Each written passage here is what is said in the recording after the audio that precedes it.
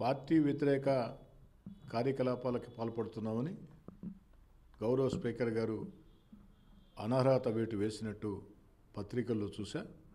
నాకు ఇంకా వారి ఉత్తర్వులు లిఖితపూర్వకంగా అందలేదు. అయినా అన్ని పత్రికల్లో ఛానల్స్లో వచ్చింది కాబట్టి దాని మీద స్పందించమని మీరు అడిగారు. దాని మీద స్పందించేదానికి ఏమీ లేదు.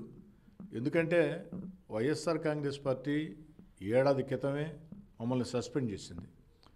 మమ్మల్ని వైఎస్ఆర్ కాంగ్రెస్ పార్టీ సస్పెండ్ చేసిన తర్వాత ఈరోజు కొత్తగా పార్టీ వ్యతిరేక కార్యకలాపాలు అన్న ఆరోపణే అది అసమంజసం. నిజంగా ప్రభుత్వానికి చిత్తశుద్ధి ఉంటే ఏనాడైతే 4 తెలుగుదేశం పార్టీ ఎమ్మెల్యేలు వైఎస్ఆర్ కాంగ్రెస్ పార్టీ కండువా కప్పుకున్నారో ఆ రోజు ఈ చర్య ఉంటే ప్రజలు హర్షించుండేవాళ్ళు. ఆ రోజు ఈ చర్య మీరు తీసుకోలేదు.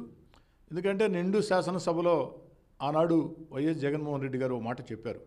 ముఖ్యమంత్రిగా నిండు శాసనసభలో తొలి శాసనసభ సమావేశాల్లో గౌరవ ముఖ్యమంత్రి జగన్ గారు చెప్పిన మాట ఏమిటంటే, నేను ఏ ఒక్కరిని పార్టీలో చేర్చుకోవాలన్నా వారి శాసనసభ సభ్యత్వాలకు రాజీనామా చేసి రావాలని చెప్పి కొన్ని రోజులు గడవక ముందే 4 తెలుగుదేశం పార్టీ ఎమ్మెల్యేలకి వైఎస్ఆర్ కాంగ్రెస్ పార్టీ కండువాలు కప్పిన వ్యక్తులు ఆ తర్వాత నియోజకవర్గ సమస్యల పరిష్కారం కోసం, అభివృద్ధి కార్యక్రమాల సాధన కోసం ప్రజా వ్యతిరేక నిర్ణయాల్ని ప్రశ్నించాల్సిన వేదికల్లో శాసనసభ్యుడిగా మేము ప్రశ్నిస్తే దాన్ని అంటరానితనంగా చూసి మమ్మల్ని సస్పెండ్ చేశారు.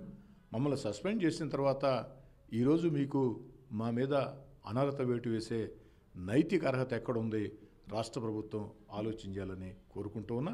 అయినా దీనివల్ల వారు సాధించిందేమిలా, మాకు వచ్చే నష్టం కూడా ఏమిలా. మరిన్ని వీడియోస్ కోసం ఛానల్ ని సబ్స్క్రైబ్ చేయండి. లేటెస్ట్ అప్డేట్స్ కోసం వాట్సాప్ ఛానల్ ని ఫాలో చేయండి. అండ్ లింక్ డిస్క్రిప్షన్ లో ఉంది.